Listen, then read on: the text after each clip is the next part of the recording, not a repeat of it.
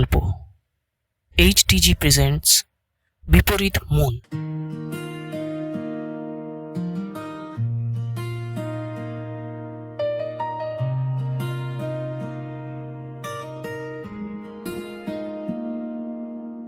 হঠাৎ থেমে গেল কথা, দুজনারই দূরত্ব বেড়ে যায়। চুপচাপ মোবাইলের আলো, তোর নামটার ভেসে নাই। কতদিন দেখি না তোকে, অভিমানে জমে গেছে ক্ষণ। শুকনো ফুলের মতন আজকে বুকে পড়ে রইল বিপরীত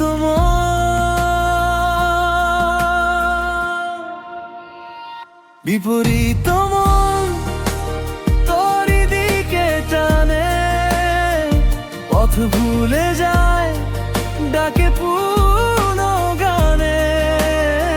শুধু তোর নাম ঠোঁটের কাছে এসে ফিরে যায়, কিন্তু থামে না কবে সে। বিপরীত মন তোকে ছাড়তে পারে না।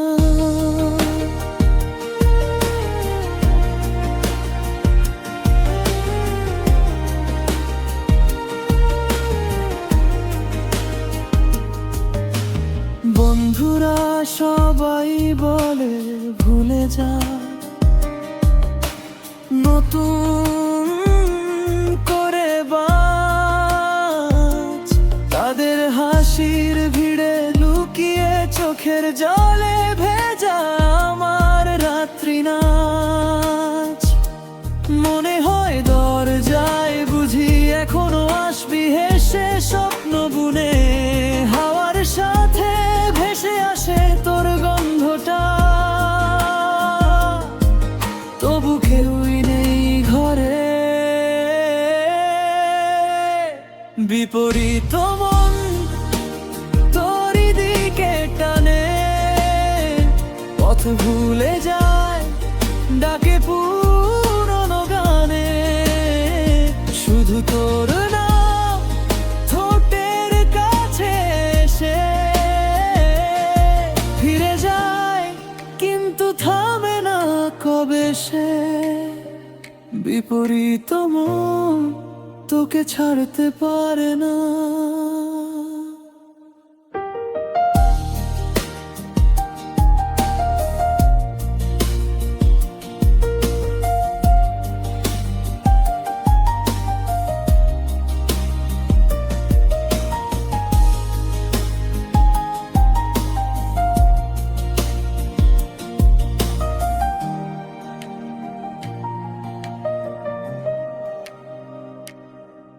যদি একদিন হুট করে ফিরে আসিস ক্লান্ত চোখে, বলবি কি থাকবো তোমার সাথে। ও নাকি আবার হেসে হেসে ভেঙে যাবি 2 মিনিটে। এই ভয়ে আজও দরজা খুলে রই। বিপরীত মন তোরই দিকে টানে, পথ ভুলে যায় ডাকে পুরনো গানে। শুধু তোর নাম ঠোঁটের কাছে এসে ফিরে যায়, কিন্তু থামে না কবে সে। বিপরীত মন তোকে ছাড়তে পারে না।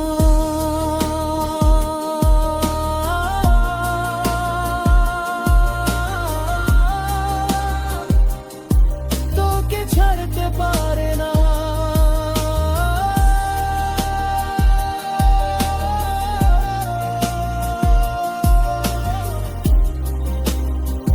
বিপরীত মন।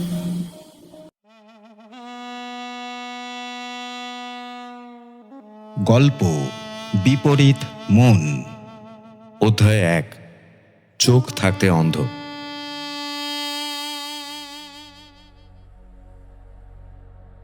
2023 সালের জুন মাস। স্থান অরিন্দম বসুর বাড়ি। সময় সকাল 8টা।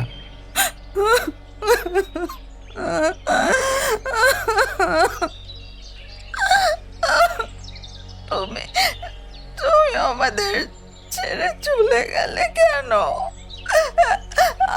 আমাদের এখন কি হবে? হে ভগবান, তুমি তুমি এত নিষ্ঠুর হলে কি করে?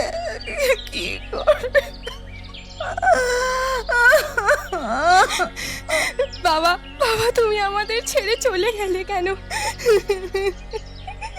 শহরের নামকরা ব্যবসায়ী অরিন্দম বসুর মৃত্যুর খবর ছড়িয়ে পড়তেই এলাকায় চাঞ্চল্য সৃষ্টি হয়।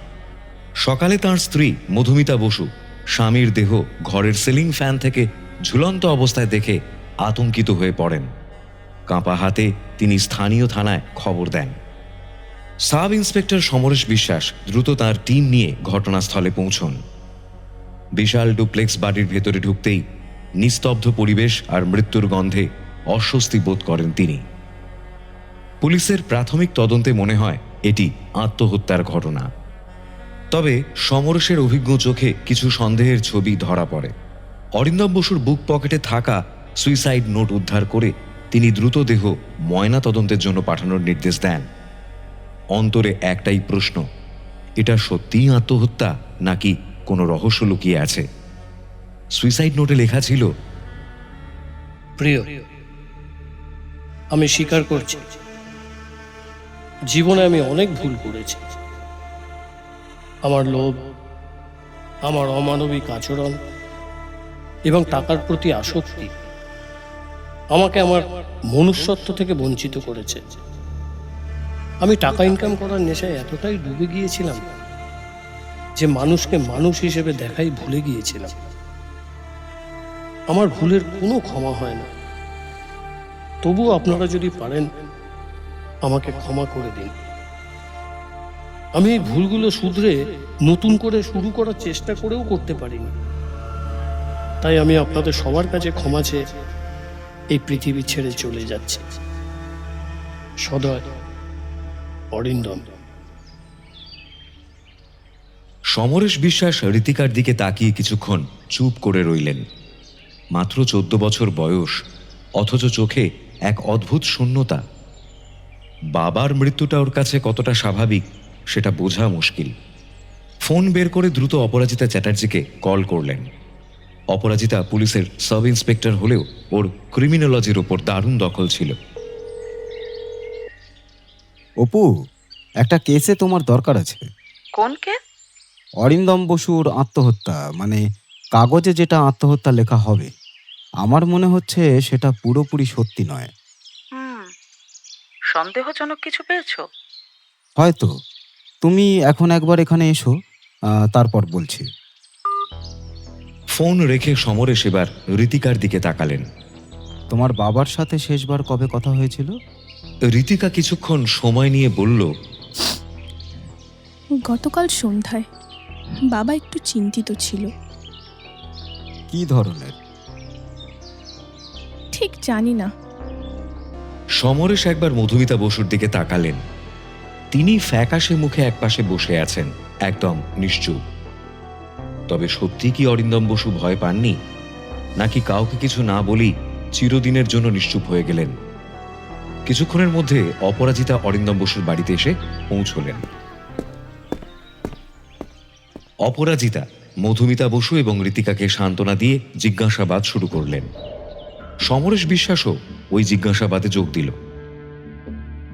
আচ্ছা মধুমিতা দেবী, আপনাদের মধ্যে কোনো সাংসারিক অশান্তি বা ওই রকম কিছু ছিল? না। অনিরুদ্ধ বাবু কি কোনো মানসিক চাপে ছিলেন? শেষ কয়েকদিন ধরে খুব অস্থিরতার মধ্যে ছিল। ড্রিঙ্ক করাও বেড়ে গিয়েছিল। আচ্ছা, কাল সারাদিন বিশেষ করে সন্ধে থেকে কি কি হয়েছিল? ঋতিকা, একটু খুলে বলতে পারবে? কাল রাতে বাবা একটু দেরি করে অফিস থেকে ফিরেছিল। তারপর আমরা অন্য দিনের মতো একসাথে ডিনার করতে বসি। হ্যাঁ, আমি একটা শর্টস ভিডিও দেখছিলাম। ওটা বাবাকে দেখানোর পর বাবার মুখ কেমন শুকিয়ে যায়। কি ধরনের ভিডিও ছিল কিছু বলতে পারবে? ভিডিওতে দেখাচ্ছিল একজন কপট লোভী ব্যবসায়ী কিভাবে টাকার লোভে তার নিজের স্ত্রী ও মেয়েকে চরম বিপদের মুখে ঠেলে দিয়েছিল। শেষে ওর মেয়ে মারা যায়। তারপর আমি বাবাকে বলি, বাবা তুমি খুব ভালো, এইরকম নিষ্ঠুর না, আমি তোমাকে আর মাকে খুব ভালোবাসি।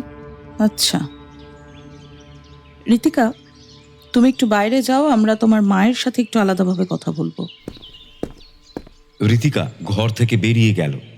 অপরাজিতা মধুমিতা বসুর দিকে উদ্দেশ্য করে জিজ্ঞাসা করলেন, আপনার স্বামী কি বেআইনি কিছু কাজ করতো কিংবা ওই ধরনের কিছু? না, আমার সেই রকম কিছু জানা নেই, তবে খুব কঠোর প্রকৃতির মানুষ ছিল। অফিসে কর্মচারীদের সাথে ভালো ব্যবহার করতো না। আচ্ছা, আপনি একটু মনে করে বলতে পারবেন লাস্ট 1-2 মাসে অরিন্দম বাবুর মধ্যে কিছু নতুন পরিবর্তন দেখতে পেয়েছেন কিনা? মানে ব্যবহার, নতুন জায়গায় যাওয়া, নতুন কারোর সাথে সম্পর্ক তৈরি করা, কিংবা আপনাকে এড়িয়ে কারোর সাথে ফোনে কথা বলা? না, সেই রকম তো কিছু মনে পড়ছে না। আপনার স্বামীর বিবাহ বহির্ভূত কোনো সম্পর্ক? এসব আপনারা কি বলছেন? উত্তেজিত হবেন না, শান্ত হন, একটু জল খান।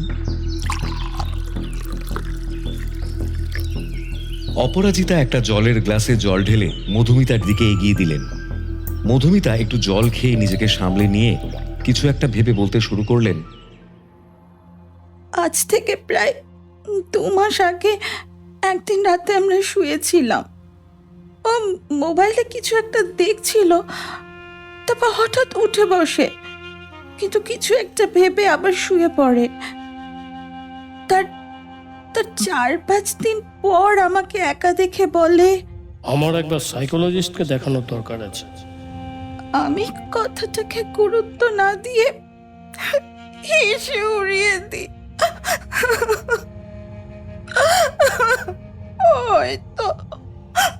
হয়তো সেদিন সাইকোলজিস্টের কাছে যেতে বারণ না করলে আজ আমাদের এই দিন দেখতে হতো না।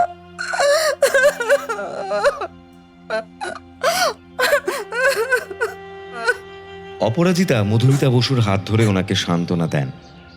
ততক্ষণে সমরেশ বিশ্বাসের হঠাৎ চোখ পড়ে টেবিলে রাখা একটা ডায়েরিতে। ডায়েরিটা হাতে নিতে ওর ভেতর থেকে একটা ভিজিটিং কার্ড পড়ে যায়। ভিজিটিং কার্ডে লেখা ছিল, নতুন আশা, ঈশা রায়, থেরাপি সাইকোলজিস্ট, মোবাইল নাম্বার আর ঠিকানা লেখা ছিল। সমরেশ বিশ্বাস ডায়েরিটি খুলে পড়তে শুরু করলেন। এটা অরিন্দম বসুর ক্যালেন্ডার ডায়েরি। ডায়েরিটি পড়ে জানতে পারেন যে অরিন্দম বসুর শেষ 1.5 মাস ধরে সাইকোলজিস্ট ঈশা রায়ের কাছে থেরাপি নিতে যেতেন। সমরেশ মধুমিতার দিকে উদ্দেশ্য করে বললেন, আপনার স্বামী থেরাপি নিতেন, আপনাদের হয়তো বলেননি। মধুমিতা কথাটা শুনে বাকরুদ্ধ হয়ে গেল। সমরেশ অপরাজিতার দিকে উদ্দেশ্য করে বললেন, অপু, আমাদের আর এখানে বিশেষ কিছু কাজ নেই, থানায় চলো। তারপর ওরা অরিন্দম বসুর বাড়ি থেকে বেরিয়ে থানার দিকে রওনা দিলেন। থানায় পৌঁছে সমরেশ ভিজিটিং কার্ডে দেওয়া মোবাইল নাম্বারে ঈশা রায়কে ফোন করলেন।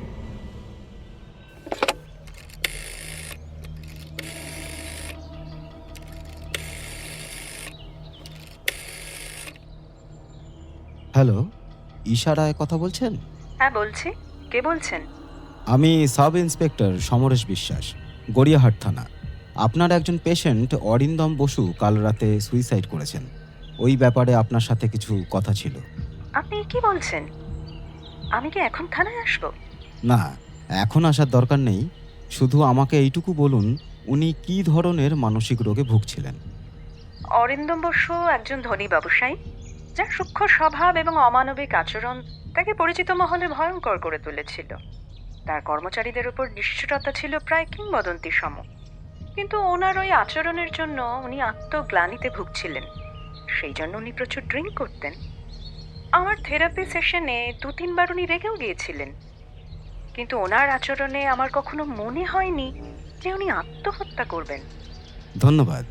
আমাদের ইনভেস্টিগেশনে আবার যদি প্রয়োজন হয় তাহলে আমি আপনাকে আবার ফোন করব অথবা আপনাকে থানায় ডাকবো। অবশ্যই আমি আপনাদের এই ইনভেস্টিগেশনে সাহায্য করবার জন্য যথাসাধ্য চেষ্টা করব। ওকে, এখন তাহলে ফোন রাখছি। ওকে, বাই।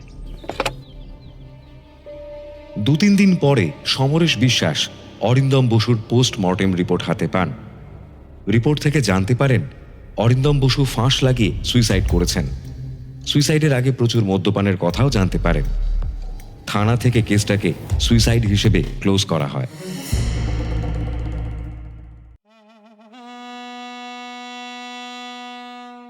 অধ্যায় 2, অতি লোভে তাঁতি নষ্ট। সেই ঘটনার 3-4 মাস পেরিয়ে গেছে। সমরেশ বিশ্বাস এবং অপরাজিতা চ্যাটার্জি প্রায় অরিন্দম বসুর কেসটা নিয়ে সেইভাবে আলোচনাই করেননি। একটা নিতান্ত আত্মহত্যার কেস হিসেবে ধরে নিয়েছিলেন। একদিন সকালে চা খেতে খেতে সমরেশ বিশ্বাস টিভিতে একটা খবর দেখতে পান। ব্রেকিং নিউজ, সল্টলেকে ওষুধ ব্যবসায়ী অমল ঘোষের আত্মহত্যা। নমস্কার, আমি সোমা আপনাদের সাথে আছি আজকের ব্রেকিং নিউজ আপডেট নিয়ে। সল্টলেকের বিখ্যাত ওষুধ ব্যবসায়ী অমল ঘোষ আজ সকালে নিজের বাসভবনে বিষ খেয়ে আত্মহত্যা করেছেন। সূত্রের খবর, তিনি দীর্ঘদিন ধরে মানসিক অশান্তিতে ভুগছিলেন। পরিবার সূত্রে জানা গেছে, মানসিক অবসাদের কারণে তিনি গত কয়েকদিন সাইকোলজিস্ট ঈশা রায়ের কাছে থেরাপি নিতে যেতেন। তবে আত্মহত্যার সঠিক কারণ এখনো স্পষ্ট নয়। সল্টলেক থানার police sub inspector Aditya Naskar ঘটনার তদন্ত শুরু করেছে এবং ময়না তদন্তের রিপোর্টের অপেক্ষায় রয়েছে। আরও বিস্তারিত জানতে চোখ রাখুন আমাদের পরবর্তী নিউজ আপডেটে।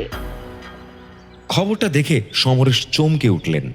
তিনি তাড়াতাড়ি মোবাইলটা নিয়ে অপরাজিতাকে কল করলেন। হ্যালো অপু, ফ্রি আছো? হ্যাঁ বলো। সল্টলেকের অমল ঘোষের সুইসাইডের খবরটা শুনেছো? না, আর সল্টলেক থানার খবর নিয়ে আমি কি করব? বাই দ্য ওয়ে, কি হয়েছে বলো। সল্টলেকের অমল ঘোষ বিষ খেয়ে আত্মহত্যা করেছেন, কিন্তু বড় খবর হলো তিনিও থেরাপি নিতে সাইকোলজিস্ট ঈশা রায়ের কাছে যেতেন। ঈশা রায় মানে যিনি অনিরুদ্ধ বসুর সাইকোলজিস্ট ছিলেন? এক্স্যাক্টলি। তো কি হয়েছে? একজন সাইকোলজিস্টের 2জন পেশেন্ট কি সুইসাইড করতে পারে না? আর এমনিতেও সাইকোলজিস্টদের কাছে ওই ধরনের মানুষই যায়। এতে বেশি ভাবার কি আছে? ভাবার আছে অপু, ভাবার আছে। আমার কোথাও একটা খটকা লাগছে, জিনিসটাকে স্বাভাবিক মনে হচ্ছে না। রাত দিন ডিউটি করতে করতে তোমার মাথা খারাপ হয়ে গেছে, তুমি একটু রেস্ট নাও। তুমি একবার সাইকোলজিস্টের কাছে যাও। আচ্ছা, সে যাবেক্ষণ। তোমার কাছে সল্টলেক থানার সাব ইন্সপেক্টর আদিত্য নস্করের ফোন নম্বর আছে? দাঁড়াও দেখছি। তোমাকে নম্বর হোয়াটসঅ্যাপ করেছি, দেখে নাও। পেয়ে গেছি। Thank you sweetheart. Sweetheart? কাজের বেলায় কাজী, কাজ ফুরলে পাজি। আচ্ছা চলো, পরে কথা বলছি। Bye bye. সমরেশ আদিত্য নস্করকে ফোন করলেন। জয় হিন্দ মিস্টার নস্কর। জয় হিন্দ, কে বলছেন? আমি গড়িয়াহাট থানার সাব ইন্সপেক্টর সমরেশ বিশ্বাস কথা বলছি। অমল ঘোষের সুইসাইড কেসটা আপনি দেখছেন তো? খবরে দেখলাম। কেন, আপনি ওনাকে চিনতেন? মানে কোনো পার্সোনাল রিলেশন? না, তবে অমল ঘোষের কেসের মতো একটা কেস আমার থানায় কিছুদিন আগে ঘটেছিল। আমি কোনো একটা জায়গায় যোগসূত্র পাচ্ছি। কিন্তু আমার প্রাথমিক তদন্তে এটা সুইসাইড বলে মনে হচ্ছে। আপনি কি বলতে চাইছেন? এটা মার্ডার? না, আমি সেটা বলতে চাইছি না, এটা সুইসাইডই। তবে ওখানেই তো সন্দেহ বেশি হচ্ছে, কিছু একটা মিস করছি। আমি কিছু বুঝতে পারছি না সমরেশবাবু। আচ্ছা, পোস্টমর্টেম রিপোর্ট পাওয়ার পর রিপোর্টটা নিয়ে আপনি একবার আমার সঙ্গে দেখা করতে পারবেন? তবে ওটা আনঅফিসিয়ালি হবে। করা যেতে পারে, তবে কিছু মনে করবেন না। আপনি আপনার অফিসিয়াল আইডি কার্ডটা সাথে আনবেন। মানে বুঝতেই পারছেন। ওকে ওকে, তাহলে আমরা দেখা করে বাকি কথা বলবো। কোথায় কবে দেখা করব সেটা ফোনে কথা বলে নেব। বাই। জয় হিন্দ। বাই। জয় হিন্দ। পূর্বের পরিকল্পনা মতো 5-7 দিন পর আদিত্য সমরেশকে কল করে দেখা করার কথা বলেন। সমরেশ জানায় অপরাজিতাও তার সঙ্গে থাকবেন। আদিত্য প্রথমে রাজি না হলেও পরে সমরেশের অনুরোধে রাজি হন। সমরেশ ও অপরাজিতা নির্দিষ্ট দিনে এক সন্ধ্যায় আদিত্য নস্করের সাথে দেখা করতে যান একটা রেস্তোরাঁয়। সমরেশ ও অপরাজিতা আদিত্য নস্করকে নিজেদের পুলিশ আইডি কার্ড দেখিয়ে পরিচয় দেন। তারপর সবাই রেস্তোরাঁর একটা বন্ধ কেবিনে সুইসাইড কেসগুলো নিয়ে আলোচনা শুরু করেন। থ্যাংক ইউ আদিত্যবাবু, আমাদের সাহায্য করার জন্য। Your welcome. আচ্ছা, এবার ব্যাপারটা খুলে বলুন তো। আপনার কথা আমি কিছুই বুঝতে পারছি না। এই দেখুন, পোস্টমর্টম রিপোর্টে পরিষ্কার লেখা আছে ভিকটিম বিষ খেয়ে আত্মহত্যা করেছে, আর আপনিও সেদিন স্বীকার করেছেন যে এটা আত্মহত্যাই।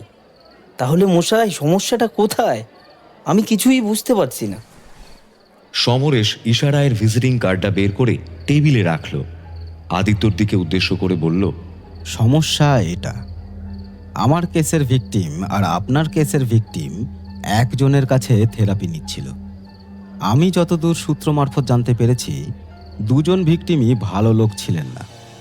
আমি তো এটাও শুনেছি অমল ঘোষ জাল ওষুধের কারবার করতেন, আর অনিরুদ্ধ বসু মানি লন্ডারিংয়ের সাথে যুক্ত ছিলেন। অমল ঘোষ আর অনিরুদ্ধ বসুর মধ্যে কোনো যোগাযোগ? না।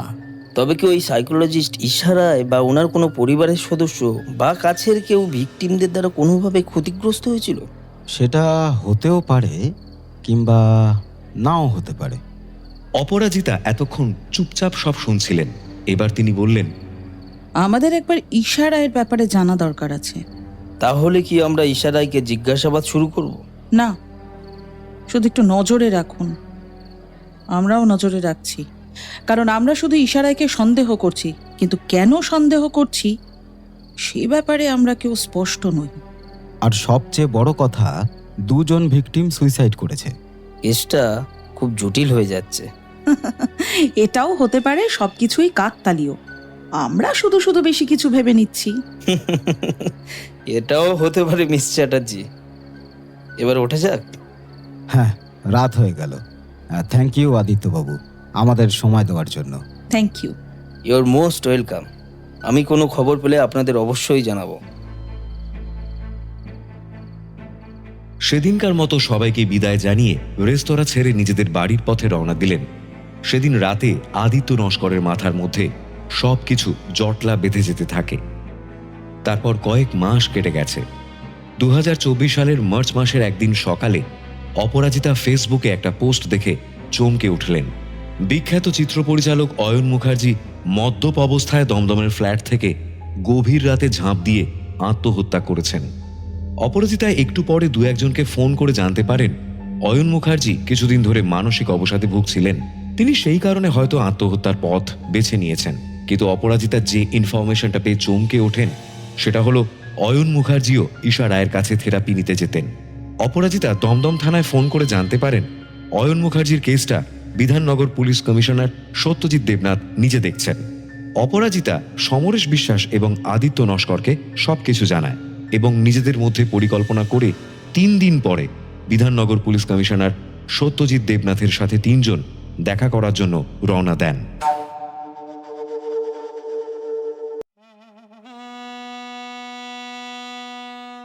অধ্যায় 3, যে রাঁধে সে চুলো বাঁধে।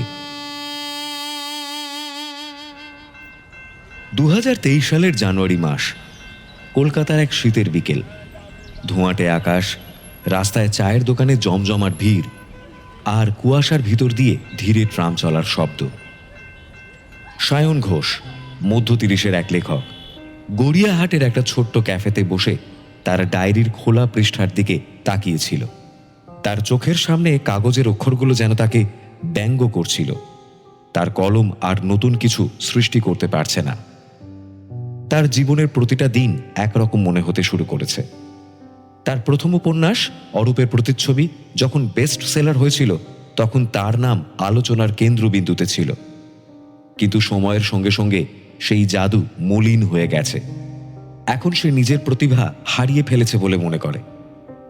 সেদিন ক্যাফেতে বসে থাকা অবস্থায় তার চোখে একটা বিজ্ঞাপন পড়ে, একটি মনস্তাত্ত্বিক আলোচনা সভা, মনের গভীর অন্ধকারে প্রবেশ।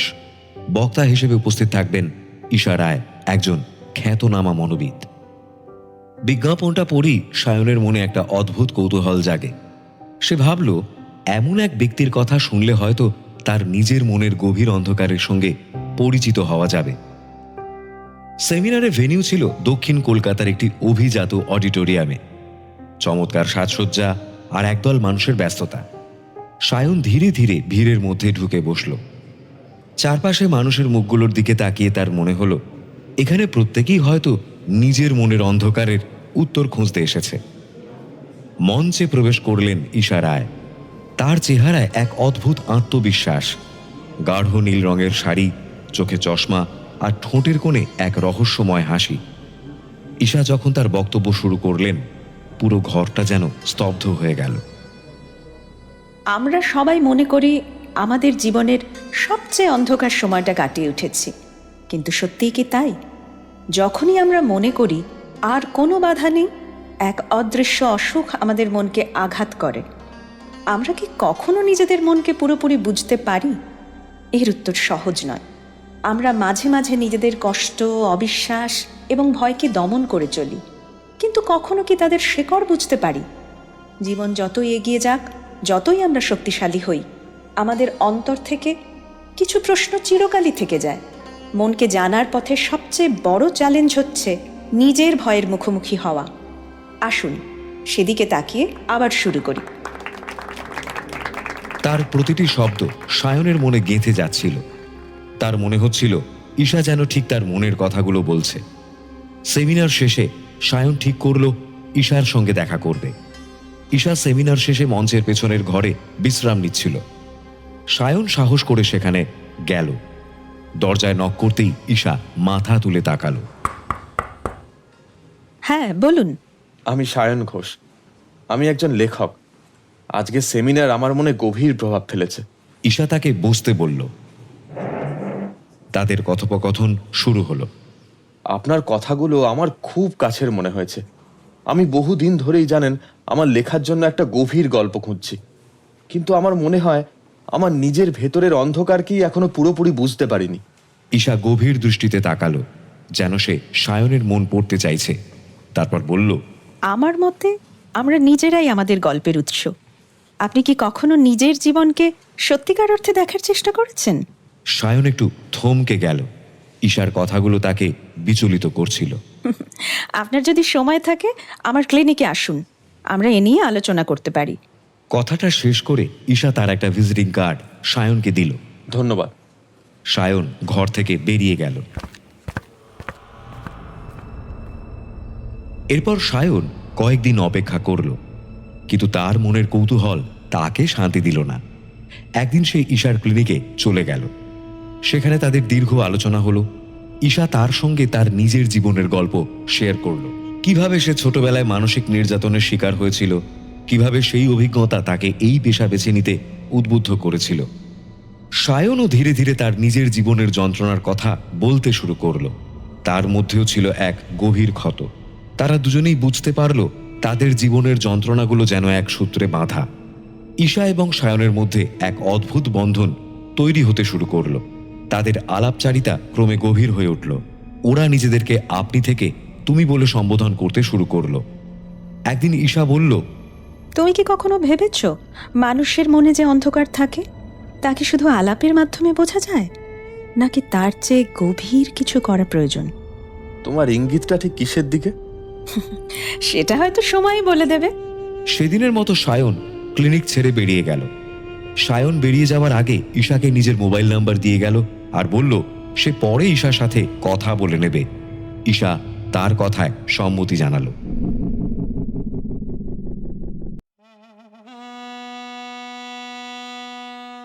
অধ্যায় 4। দুইয়ে দুইয়ে 4 হয়।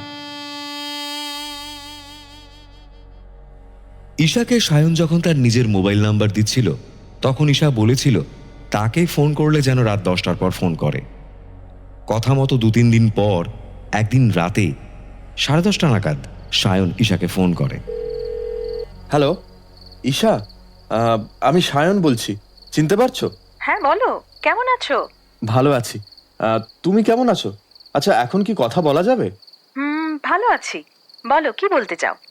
আসলে আমার পরের উপন্যাসটা নিয়ে না একটু চিন্তায় আছি। নতুন কোনো গল্পের প্লট আমার মাথায় আসছে না, তাই তোমার একটু হেল্প দরকার। কি ধরনের প্লট চাইছো? মার্ডার মিস্ট্রি টাইপের? হ্যাঁ। আচ্ছা সায়ন, তোমার মনে হয় না আমাদের চারপাশে এমন কিছু কালপ্রিট ঘুরে বেড়াচ্ছে, তাদের শাস্তি হওয়া উচিত? তারা নিজেদের ক্ষমতা ও টাকার জোরে আইনের হাত থেকে বেঁচে স্বাধীনভাবে ঘুরে বেড়াচ্ছে।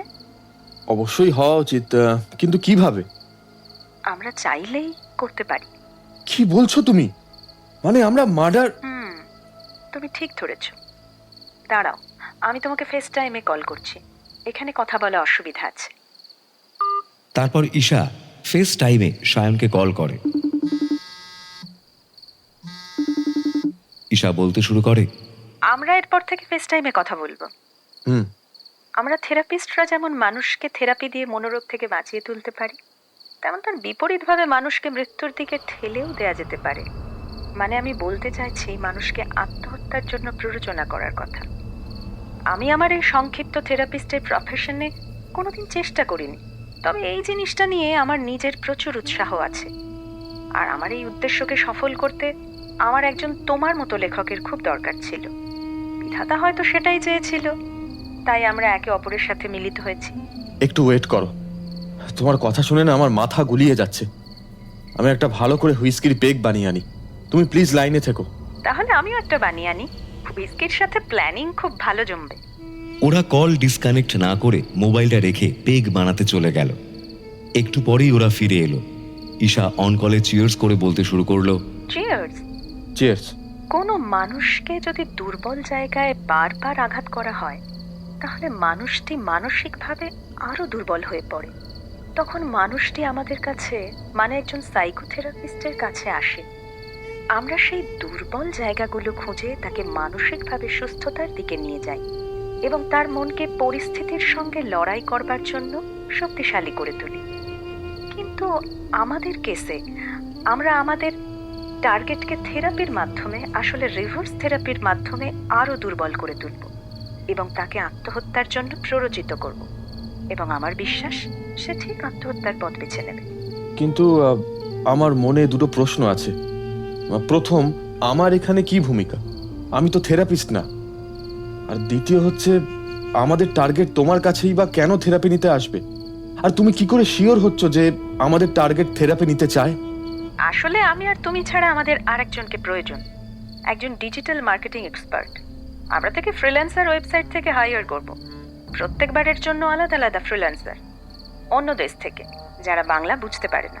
ঈশা একটু থেমে হুইস্কির গ্লাসে চুমুক দিল, একটা সিগারেট ধরিয়ে আবার বলতে শুরু করলো, প্ল্যানটা মন দিয়ে শোনো। তুমি প্রথমে আমার থেরাপি ক্লিনিকের ওপরে একটা অ্যাড স্ক্রিপ্ট লিখবে, যেটা মানুষকে খুব আকর্ষণ করবে। আমি ওই অ্যাডসের ওপর কয়েকটা ভিডিও বানাবো। আমি জানি তুমি সেটা খুব ভালোভাবে পারবে। তারপর ওই অ্যাডস আমাদের টার্গেট এলাকায় রাত 9টা থেকে ভোর 3টে পর্যন্ত চলবে। মানুষ সাধারণত ওই সময়টা একা মোবাইল নিয়ে থাকে। আমাদের ads Google search, Facebook, Instagram আর ইউটিউবে চলবে। আমার দৃঢ় বিশ্বাস ওই অ্যাডস দেখে আমাদের টার্গেটরা আমার কাছে থেরাপি নিতে আসবে। আমার থেরাপি সেশনগুলো সব গোপন ক্যামেরায় অডিও ভিডিও রেকর্ডিং করব। তারপর সেশন কমপ্লিট হলে ওই ভিডিও রেকর্ডিংয়ের উপর ভিত্তি করে কিছু নেগেটিভ শর্টস ভিডিও বানাবো। তারপর আমরা ওই শর্টস ভিডিওগুলো আমাদের টার্গেটের এলাকায় একইভাবে অ্যাডস চালাবো। আশা করি আমাদের এই পরিকল্পনা খুব কাজ করবে। সবকিছুই বুঝলাম, কিন্তু এই সবকিছু প্ল্যান সামনাসামনি বসে করলে ভালো হয়। তাহলে একটা জায়গা খুঁজে বের করো। তোমার যদি কোনো আপত্তি না থাকে, তুমি কিছুদিন আমার ফ্ল্যাটে এসে থাকতে পারো। দেখো, আমার তো 2 BHK ফ্ল্যাট, তোমার কোনো অসুবিধা হবে না। আমি এখানে একাই থাকি, এলাকাটাও নিরিবিলি, আমাদের কাজ করতেও সুবিধা হবে। ঠিক আছে, আমি তোমার ফ্ল্যাটে থাকবো যতদিন না আমাদের কাজ শেষ হয়। তুমি আমাকে লোকেশনটা পাঠিয়ে দাও, আমি 3-4 দিনের মধ্যে তোমাকে ফোন করে আসছি। কথাটা শেষ করে দুজন দুজনকে গুড নাইট জানিয়ে কল ডিসকানেক্ট করলো। 5 দিন পরে ঈশা 3-4টে বড় বড় লাগেজ নিয়ে সায়নের ফ্ল্যাটে উঠল।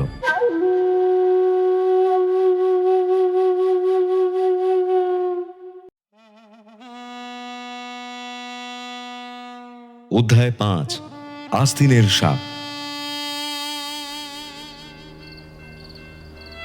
কলকাতার গড়িয়াহাটের এক পুরনো ফ্ল্যাটের ব্যালকনিতে বসে চা খাচ্ছিল সায়ন এবং ঈশা। সন্ধ্যার ম্লান আলো, হালকা হাওয়া আর দূরে ট্রামের ঘণ্টার শব্দ সবকিছু যেন এক অদ্ভুত উত্তেজনা তৈরি করছিল। তাদের কথোপকথন ঘুরছিল একটি বিশেষ বিষয়ের উপর। তুমি নিশ্চিত ঈশা? পুরোপুরি। তোমাকে শুধু আমার নির্দেশ মেনে চলতে হবে। আমি খুঁজে বের করব আমাদের টার্গেটের মানসিক গঠন কেমন। আমরা যা চাই তাও করতে বাধ্য হবে। সায়ন কিছু না বলে ঈশার চোখের দিকে তাকিয়ে রইল। এই নারী যেন তার জীবনে এক নতুন অধ্যায় এনে দিয়েছে। তার জীবনের গতানুগতিকতা, তার সৃষ্টিশীলতার শূন্যতা, সবকিছুর উত্তর সে ঈশার মধ্যেই খুঁজে পেয়েছে। অরিন্দম বসু একজন ধনী ব্যবসায়ী, যার রুক্ষ স্বভাব এবং অমানবিক আচরণ তাকে পরিচিত মহলে ভয়ঙ্কর করে তুলেছিল। তার কর্মচারীদের উপর নিষ্ঠুরতা ছিল প্রায় কিংবদন্তি সম। ঈশার কাছে এই মানুষটি ছিল তার প্রথম খেলার আদর্শ লক্ষ্য। সায়নের কাছে এই পদ্ধতিটা অবিশ্বাস্য শোনালেও ঈশার প্রতি তার অগাধ আস্থা ছিল। পরিকল্পনা মতো ওরা অ্যাডস চালায়। অ্যাডস দেখে অরিন্দম একটি থেরাপি সেশনের প্রস্তাব দিয়ে ঈশার সঙ্গে যোগাযোগ করল। বিশেষ করে তার সুনাম সম্পর্কে জানার পর অরিন্দম রাজি হয়ে গেল। তার ধারণা ছিল মনোবিদের সাহায্যে হয়তো সে তার উদ্বেগ এবং দুশ্চিন্তা থেকে মুক্তি পাবে।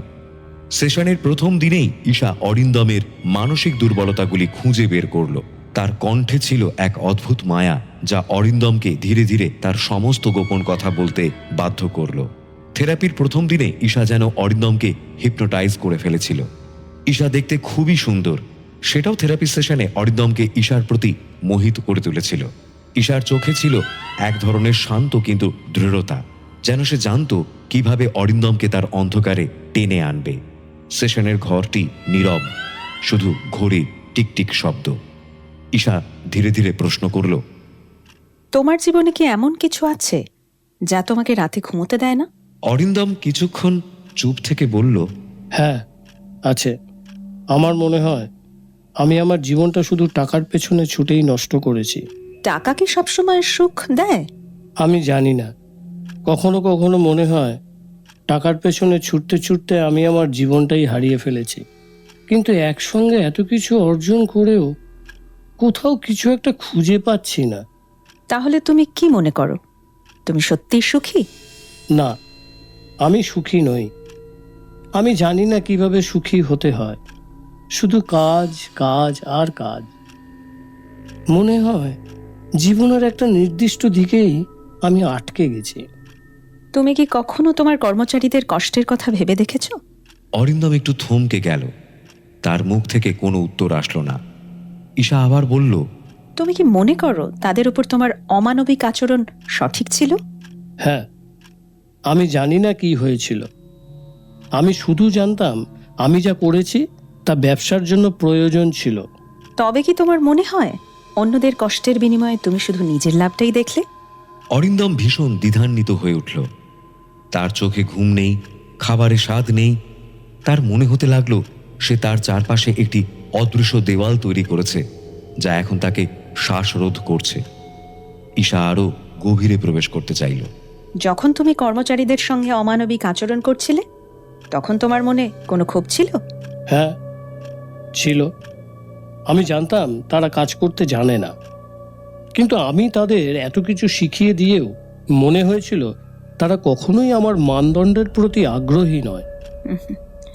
তাহলে তুমি কি মনে করো তারা শুধুই তোমার অধীনস্থ? তাদের কোনো অনুভূতির কোনো প্রয়োজন নেই? কখনো কখনো মনে হয় আমি শুধু সফল হতে চাইছিলাম, কিন্তু এখন তুমি যদি আমাকে জিজ্ঞাসা করো, আমি জানি না আমি কি চেয়েছি। তোমার জীবন কি তোমার নিজের কাছে অর্থবহ মনে হয়? যদি না হয় তবে তার পরিবর্তনের দায় কার? এই প্রশ্নটা যেন অরিন্দমের মনে একটি বিষাক্ত বীজ বপন করল। সে পুরো রাত এই কথাগুলো ভেবে কাটালো। তার অপরাধ বোধ তাকে গ্রাস করছিল। ঈশা একটানা তার অনুভূতিগুলোর দিকে আঙুল তুলতে শুরু করেছিল, আর অরিন্দম ক্রমশ ভেঙে পড়ছিল। ঈশার প্রতিটি প্রশ্ন তার আত্মসমালোচনার দরজা খুলে দেয়, আর অরিন্দম সেই দরজার পেছনে মৃদু সুরে গুটিয়ে যাচ্ছিল। সেদিন রাতে অরিন্দমের 14 বছরের মেয়ে ঋতিকা ডিনার টেবিলে বসে অরিন্দমকে একটা ভিডিও দেখায়। ওটা একটা শর্টস ভিডিও ছিল। আসলে ওই ভিডিওটা ঈশা ও সায়নের অ্যাডস ভিডিও। ভিডিওটিতে দেখাচ্ছিল একজন কপট লোভী ব্যবসায়ী কিভাবে টাকার লোভে তার নিজের স্ত্রী ও মেয়েকে চরম বিপদের মুখে ঠেলে দিয়েছিল। শেষে ওর মেয়ে মারা যায়। ভিডিওটির শেষে সঞ্চালক বলছিল, এই রকম লোভী মানুষদের এই পৃথিবীতে বেঁচে থাকা উচিত নয়। ভিডিওটি শেষ হতে ঋতিকা বলে ওঠে, বাবা তুমি খুব ভালো, এইরকম নিষ্ঠুর না। আমি তোমাকে আর মাকে খুব ভালোবাসি। অরিন্দম কিছু না বলে খেয়ে উঠে চুপচাপ শুয়ে পড়ল। ওর মনে যেন চরম অপরাধবোধ কাজ করছিল। পরবর্তী আরো কয়েকটা সেশনে ঈশা তার মনোযোগ আরো গভীরভাবে প্রবেশ করালো। তুমি কি মনে করো তোমার ব্যবসায়িক নীতি ছিল সঠিক, নাকি তুমি কিছু মানুষের ওপর নির্দয় হয়ে তাদের স্বপ্ন, তাদের মানবিকতাকে চুরমার করে দিয়েছ? অরিন্দম চোখ বন্ধ করে বসেছিল। তার মনে হচ্ছিল ঈশার কথা একে একে তার মনে তোলপাড় সৃষ্টি করছে। সঙ্গে রাতে তার মেয়ে ঋতিকার কথাও খুব মনে পড়ছিল। বাবা তুমি খুব ভালো, এইরকম নিষ্ঠুর না। কথাটা বারবার কানে বাজছিল। ঈশা ওর চারিত্রিক ব্যবহার খুব নিখুঁতভাবে পর্যবেক্ষণ করছিল। অরিন্দমের মধ্যে পরিবর্তন লক্ষ্য করছিল। অরিন্দমকে কিছু বুঝতে না দিয়ে ঈশা মৃদু হাসল। তোমার সফলতা কি জীবনের মূল লক্ষ্য হতে পারে, নাকি মানুষের হৃদয়ের কাছে সাফল্যের মানে অন্য কিছু? আমি জানি না। আমরা কখনোই ভাবি না আমাদের সিদ্ধান্তগুলোর প্রভাব কি মানুষের ওপর কতটা গভীর হতে পারে। তুমি কি কখনো বুঝতে পারো তোমার কাজের মধ্যে কতটা অন্ধকার ছিল? অরিন্দম আর এক মুহূর্ত নিজেকে ধরে রাখতে পারল না। তার চোখে জল চলে এলো এবং সে বলল, আমি জানি না ঈশা, আমি এখন কি করতে পারি। আমি নিজের মধ্যে এক ধরনের খালি অনুভব করছি। আমি জানি না কি করে নিজেকে সংশোধন করব। এটাই শুরু। তুমি যদি নিজের ভুল বুঝে নিতে পারো, তবে তুমি তোমার জীবনকে পরিবর্তন করতে পারবে। তবে এটা তোমাকে মাথায় রাখতে হবে যে তোমার এই কুকর্মের কথা যেন পরিবারের কেউ জানতে না পারে। আমার থেরাপিস্ট প্রফেশনে আমি এইরকম কিছু কেস পেয়েছিলাম, যেখানে একজন পেশেন্টের ফ্যামিলি তার দুষ্কর্মের কথা জানতে পেরে যায়, তারপর তার স্ত্রী ও সন্তান তাকে ছেড়ে চলে যায়। পরে সেই পেশেন্টই আত্মহত্যা করে। সেশন শেষ হয়। ঈশা বুঝতে পারছিল অরিন্দম আস্তে আস্তে চিন্তাগ্রস্ত হয়ে উঠছিল। ঈশার মন আনন্দে পুলকিত হয়ে গেল। ঈশা বুঝতে পারছিল তাদের প্ল্যান ঠিক ঠিক কাজ করছিল। সেদিন রাতে অরিন্দম ঠিকমতো ঘুমোতে পারল না। নিজের মধ্যে প্রচুর অপরাধবোধ কাজ করছিল। রাত প্রায় 1টার দিকে যখন বাড়িতে সবাই ঘুমিয়ে পড়েছে, বিছানা ছেড়ে উঠে সে ফ্রিজ থেকে মদের বোতলটা বের করে বারান্দায় চলে এলো। বারান্দায় বসে একা একা মদ আর সিগারেট খেতে লাগলো। হাতে মোবাইলটা নিয়ে ইউটিউবে শর্টস দেখতে লাগলো। কিছুক্ষণ পরপর ঈশা আর সায়নের অ্যাডসের শর্টসগুলো আসতে লাগলো। ভিডিওগুলো দেখে ওর মন আরও অনুশোচনায় ভারাক্রান্ত হয়ে উঠল। রাত 3টে নাগাদ সে ঘুমোতে গেল। পরের দিন অফিসে একটু দেরি করেই পৌঁছেছিল। অফিস পৌঁছে দেখে তার অফিসের একজন স্টাফের পদত্যাগপত্র তার টেবিলে পড়ে আছে। পদত্যাগপত্রটি পড়ে অরিন্দম নিজেকেই দোষারোপ করছিল। আসলে ওই কর্মচারীকে সায়ন তার বন্ধুদের সাথে যোগাযোগ করে অন্য একটা কোম্পানিতে বেশি বেতনের চাকরির ব্যবস্থা করে দিয়েছিল। সেদিন অনেক রাত করে অরিন্দম বাড়ি ফিরল। সে নেশায় চুর হয়েছিল। পরের দিন সকালে খবর এলো অরিন্দম বসু তার নিজের বাড়িতে একটি চিঠি লিখে আত্মহত্যা করেছে। পরের দিন দুপুরে ঈশার কাছে একটা অপরিচিত নাম্বার থেকে ফোন আসে। হ্যালো, ঈশা রায় কথা বলছেন? হ্যাঁ বলছি, কে বলছেন? আমি সাব ইন্সপেক্টর সমরেশ বিশ্বাস, গড়িয়াহাট থানা। আপনার একজন পেশেন্ট অরিন্দম বসু কাল রাতে সুইসাইড করেছেন। ওই ব্যাপারে আপনার সাথে কিছু কথা ছিল। আপনি কি বলছেন? আমি কি এখন থানায় আসবো? না, এখন আসার দরকার নেই। শুধু আমাকে এইটুকু বলুন, উনি কি ধরনের মানসিক রোগে ভুগছিলেন? অরিন্দম বসু একজন ধনী ব্যবসায়ী, যার সূক্ষ্ম স্বভাব এবং অমানবিক আচরণ তাকে পরিচিত মহলে ভয়ঙ্কর করে তুলেছিল। তার কর্মচারীদের উপর নিষ্ঠুরতা ছিল প্রায় কিংবদন্তি সম। কিন্তু ওনার ওই আচরণের জন্য উনি আত্মগ্লানিতে ভুগছিলেন। সেই জন্য উনি প্রচুর ড্রিঙ্ক করতেন। আমার থেরাপি সেশনে 2-3 বার উনি রেগেও গিয়েছিলেন, কিন্তু ওনার আচরণে আমার কখনো মনে হয়নি যে উনি আত্মহত্যা করবেন। ধন্যবাদ। আমাদের ইনভেস্টিগেশনে আবার যদি প্রয়োজন হয় তাহলে আমি আপনাকে আবার ফোন করব অথবা আপনাকে থানায় ডাকবো। অবশ্যই আমি আপনাদের এই ইনভেস্টিগেশনে সাহায্য করবার জন্য যথাসাধ্য চেষ্টা করব। ওকে, এখন তাহলে ফোন রাখছি। ওকে, বাই। সায়ন ঈশার পাশে দাঁড়িয়েছিল। সে ঈশার মুখের দিকে তাকালো। ঈশার চেহারায় চিন্তা ও আনন্দর ছাপ স্পষ্ট দেখা যাচ্ছিল। সে ঈশাকে জিজ্ঞেস করলো, কার ফোন ছিল? গড়িয়াহাট থানা থেকে সাব ইন্সপেক্টর সমরেশ বিশ্বাস। অরিন্দম বসু গতকাল রাতে সুইসাইড করেছে। পুলিশের কথা শুনে সায়ন একটু চমকে গেল, কিন্তু ঈশা সায়নের হাত ধরে তাকে ভরসা দিল যে কোনো অসুবিধে নেই। পুলিশের এটা রুটিন কল ছিল, কিন্তু দুজনের চেহারায় খুশি আর বিস্ময়ের এক মিশ্র আবেগ দেখা গেল। ঈশা, আমরা কি ঠিক পথে এগোচ্ছি? সে যা করেছে তার পরিণতি ভোগ করেছে। আমাদের কাজ শুধু সেটাকে কার্যকর করা। ঈশা তার ডায়েরি খুলে একটি নাম লিখল, অমল ঘোষ। সায়ন অবাক হয়ে জিজ্ঞাসা করল, নতুন লক্ষ্য? প্রতিটা অপরাধীরই একদিন তার অন্ধকারের মুখোমুখি হতে হবে। আমরা শুধু তাদের সামনে আয়না ধরার কাজটা করছি। অমল ঘোষ একজন প্রভাবশালী ব্যবসায়ী, যে নকল ওষুধের কারবার চালিয়ে বহু মানুষের জীবন ধ্বংস করেছেন। তার প্রতারণার জালে আটকে অসংখ্য সাধারণ মানুষ তাদের প্রিয়জনকে হারিয়েছে। এই নামটাই তাদের পরবর্তী লক্ষ্য। ঈশা ও সায়ন তাদের পরিকল্পনা মতো অমল ঘোষকে নিজেদের জালে ফেলে ও তাকে আত্মহত্যার পথে ঠেলে দেয়। ঠিক একইভাবে ওদের পরের টার্গেট হয় বিখ্যাত চিত্র পরিচালক অয়ন মুখার্জি, যিনি মহিলাদের সিনেমায় সুযোগ দেওয়ার নাম করে শোষণ করতেন।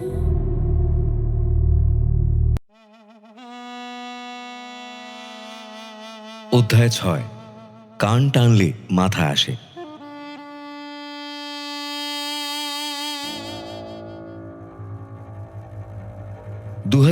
সালের মার্চ মাস। বর্তমান সময় বিধাননগর পুলিশ কমিশনারের অফিস। সমরেশ বিশ্বাস অপরাজিতা চ্যাটার্জিকে নিয়ে ওখানে পৌঁছে গেছেন। ওনারা আদিত্য নস্করের জন্য অপেক্ষা করছিলেন। কিছুক্ষণের মধ্যে আদিত্য নস্করও ওখানে পৌঁছন। ওই তিনজন অফিসের রিসেপশনে কমিশনার সত্যজিৎ দেবনাথের জন্য অপেক্ষা করছিলেন। স্যার, গড়িয়াহাট থানার 2জন সাব ইন্সপেক্টর এবং সল্টলেক থানার 1জন সাব ইন্সপেক্টর আপনার সাথে দেখা করতে চান। খুব আর্জেন্ট বলছেন। ওনারা চিত্র পরিচালক অয়ন মুখার্জির সুইসাইড কেস নিয়ে কথা বলতে চান। 3 জন একসাথে? Yes sir. আচ্ছা, ভেতরে আসতে বলুন। সমরেশ সত্যজিৎ দেবনাথের কেবিনের দরজাটা একটু খুলে বললেন, may we come in sir? Yes, come in. ওই তিনজন কমিশনারের কেবিনে প্রবেশ করলেন। জয় হিন্দ স্যার। জয় হিন্দ। বসুন, চা খাবেন? No thank you sir. বলুন, কি বলবেন? স্যার, আমি গড়িয়াহাট থানার ইন্সপেক্টর সমরেশ বিশ্বাস। ইনি আমার থানার একজন সাব ইন্সপেক্টর অপরাজিতা চ্যাটার্জি। আজ থেকে বছরখানেক আগে আমাদের এলাকায় অরিন্দম বসু নামে একজন ব্যবসায়ী আত্মহত্যা করেন। তিনি আত্মহত্যার কিছুদিন আগে থেকে মানসিক অবসাদে ভুগছিলেন। সেই কারণে উনি ঈশা রায় নামে একজন সাইকোলজিস্টের কাছে থেরাপি নিতে শুরু করেন। সাইকোলজিস্টের নাম কি বললেন? ঈশা রায়? ইয়েস স্যার, ঈশা রায়। আদিত্যবাবু, আপনি বলুন। গড়িয়াহাট থানার ওই ঘটনার 5-6 মাস পর আমাদের থানায় একটা সুইসাইড কেস আসে। বিখ্যাত ওষুধ ব্যবসায়ী অমল ঘোষ বিষ খেয়ে আত্মহত্যা করেন। উনিও মানসিক অবসাদে ভুগছিলেন এবং এই ঈশা রায়ের কাছে থেরাপি নিতে শুরু করেছিলেন। তারপর আমরা চিত্র পরিচালক অয়ন মুখার্জির সুইসাইড কেসের কথা জানতে পারি। ইন্টারেস্টিং। আচ্ছা, এই অমল ঘোষ আর অরিন্দম বসুর মধ্যে কোনো কানেকশন ছিল? আপনারা এই ব্যাপারে কিছু ইনভেস্টিগেশন করেছেন? স্যার, আমরা আমাদের সোর্স লাগিয়ে সেটা জানতে চেয়েছিলাম, কিন্তু অমল ঘোষ আর অরিন্দম বসুর মধ্যে কোনো কানেকশন খুঁজে পাইনি। আর ওই সাইকোলজিস্ট ঈশা রায়ের ব্যাপারে? মিস রায় গড়িয়াহাটে সায়ন ঘোষ নামে একজন লেখকের ফ্ল্যাটে থাকেন, তবে ওরা বিবাহিত নয়। আর এর বেশি কিছু বলতে পারবো না স্যার। আপনাদের মধ্যে কেউ ঈশা রায়কে জেরা করেছেন?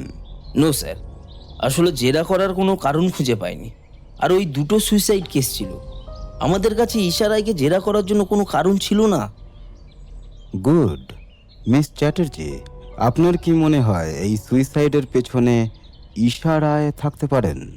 থাকতেও পারে, কিন্তু আমি বা আমরা ঠিক কনফার্ম হতে পারছি না।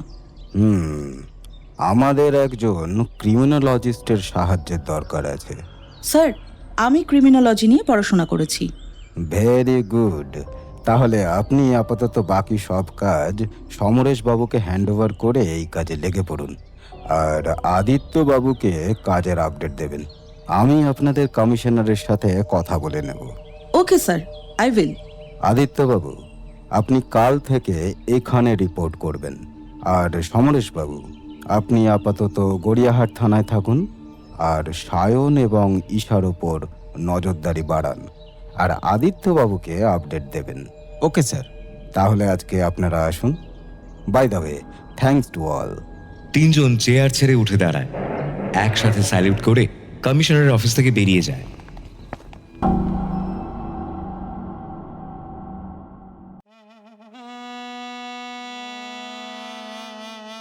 অধ্যায় 7। যত বড় মাছ তত বড় কাঁটা।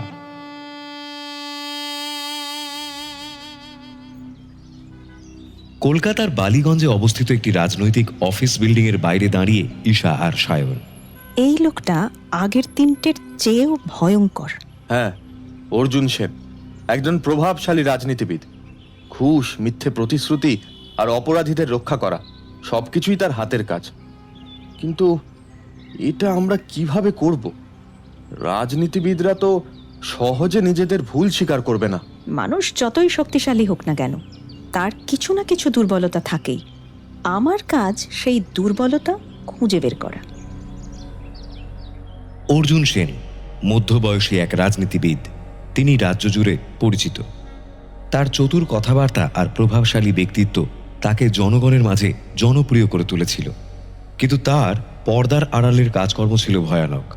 ঈশার কাছে সে ছিল আদর্শ চতুর্থ লক্ষ্য। সায়ন তার ডায়েরি খুলে অর্জুন সম্পর্কে তথ্য লিপিবদ্ধ করতে শুরু করল। তার চোখে এক ধরনের উত্তেজনা, যেন একটি নতুন গল্পের জন্ম হতে চলেছে। সায়ন অর্জুন সেনের দুর্নীতির তথ্য সংগ্রহ করতে দিনরাত পরিশ্রম করতে লাগলো। তার লক্ষ্য ছিল এমন কাউকে খুঁজে বের করতে হবে যে অর্জুনের সাথে ঈশার যোগাযোগ করিয়ে দেবে। অনেক খোঁজাখুঁজির পরে সায়ন জানতে পারল অর্জুনের সব থেকে বিশ্বস্ত এবং কাছের মানুষ শেখরের ব্যাপারে। শেখর শুধু অর্জুনের ডান হাতই নয়, তার অনেক গোপন কাজের সহযোগীও। তবে শেখরের একটা দুর্বলতা ছিল, সুন্দরী মহিলাদের প্রতি তার অসীম আকর্ষণ। এই তথ্য সায়ন ঈশাকে জানালো। ঈশা খুব মন দিয়ে শুনল এবং পরের পদক্ষেপ কি হতে পারে তা ভাবতে শুরু করল। শেখরের দুর্বলতাকে কাজে লাগিয়ে অর্জুনের ঘনিষ্ঠ বৃত্তে প্রবেশ করার একটি সুযোগ তৈরি হতে পারে।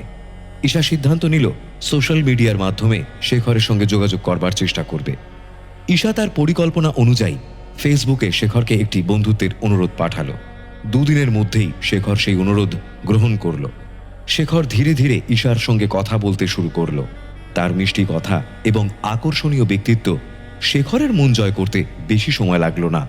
কথা বলতে বলতে শেখর নিজের কাজ এবং অর্জুন সেনের বিষয় অনেক কিছু প্রকাশ করতে লাগলো। ঈশা একজন মনস্তত্ত্ববিদ হওয়ার সুবাদে সে ভালো করেই জানত কি করে তথ্য বের করতে হয়, এবং তাও শেখরের মতো একজন চুনোপুটির কাছ থেকে। ঈশাও শেখরের কাছ থেকে জানতে পারে অর্জুন সেন মাঝে মাঝে খুব ইমোশনাল হয়ে পড়ে, মানসিক অবসাদ আছে। ঈশা ঠিক এই জায়গাটাই খুঁজছিল। সে শেখরকে বলল অর্জুন সেনকে নিয়ে তার ক্লিনিকে আসার জন্য। শেখরের প্রস্তাবে অর্জুন সেন প্রথমে বিষয়টি নিয়ে সন্দিহান ছিলেন, কিন্তু নিজের মানসিক শান্তির জন্য রাজি হয়ে গেলেন। অবশেষে অর্জুন সেন উপস্থিত হলেন ঈশার ক্লিনিকে। প্রথম সেশনেই ঈশা তার গভীর পর্যবেক্ষণ ক্ষমতা দিয়ে বুঝতে পারল যে অর্জুন সেনকে বাইরে থেকে যতই কঠিন দেখাক, ভেতরে সে ততটাই ভঙ্গুর।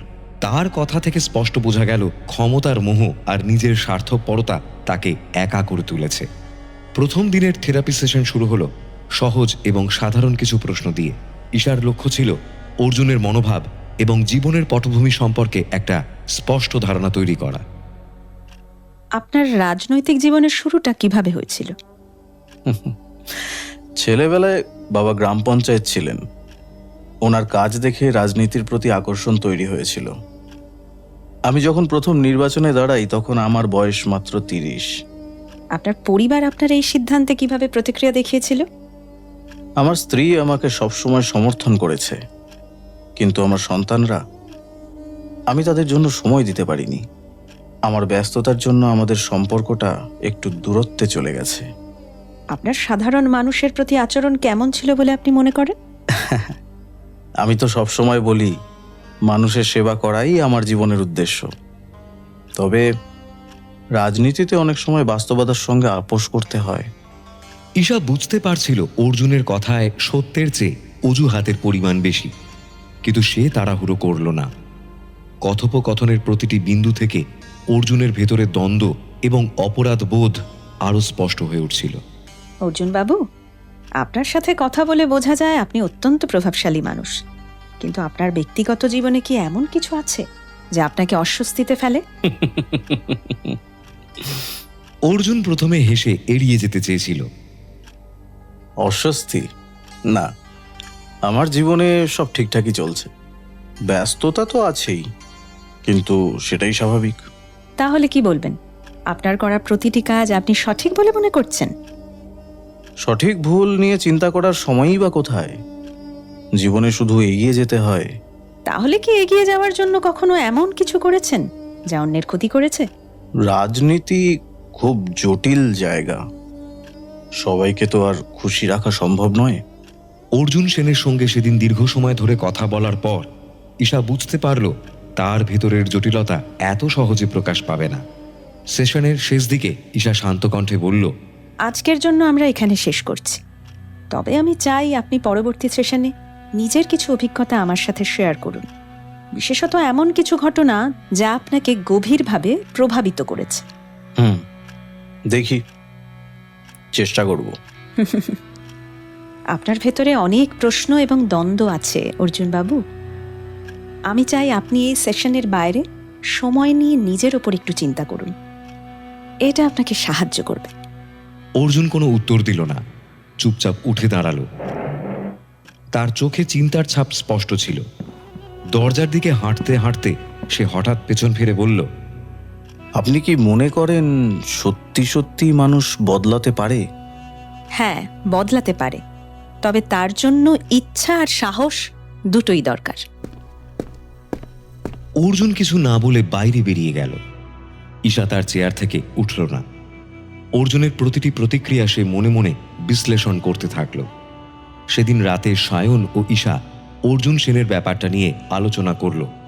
ঈশা বলে উঠল, এই গভীর জলের মাছ তাড়াতাড়ি ধরা পড়বে না। আমাদের একটু অন্যভাবে ব্যাপারটা দেখতে হবে। দেখি কি করা যায়।